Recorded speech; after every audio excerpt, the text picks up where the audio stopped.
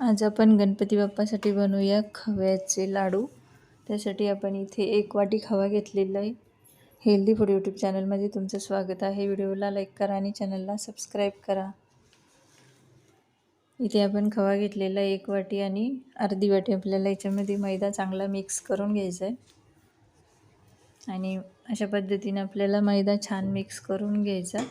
नंतर गॅसवर कढई ठेवायची आणि 2 चमचे तूप टाकायचे आणि अर्धी वाटी रवा टाकायचा आहे.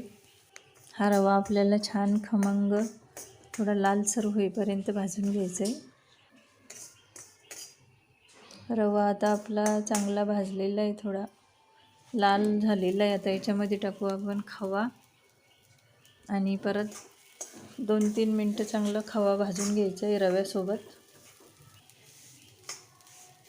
अशा पद्धतीने थोडंसं लालसर होईपर्यंत खवा आणि रवा एकत्र भाजून घ्यायचं आहे.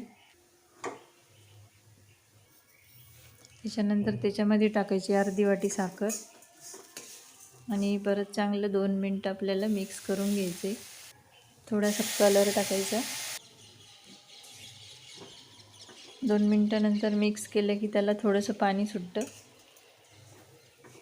अशा पद्धतीने आपला आता खवा आणि रवा भाजून झालेला आहे. आता एका भांड्यामध्ये काढून घेऊ आणि थोडंसं थंड होऊ द्यायचं याला. थंड झाल्यावर आपल्याला याचे लाडू बनवून घ्यायचे.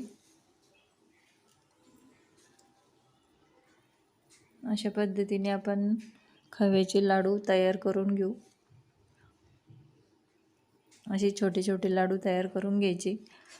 असे लाडू बनवून बघा. बनवायला खूप सोपे आहे, हेल्दी आणि टेस्टी पण. आता हे लाडू आपण एका प्लेटमध्ये काढू आणि वरून थोडंसं सजावटीसाठी काजूचे तुकडे ठेवू.